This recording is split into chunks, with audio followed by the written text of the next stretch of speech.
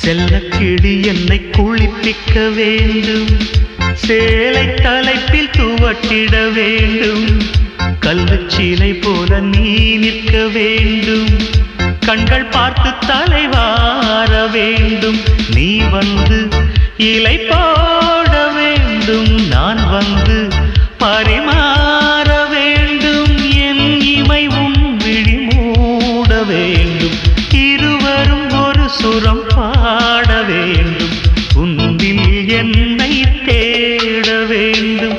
புத்தம் புது மலரே என் ஆசை சொல்லவா.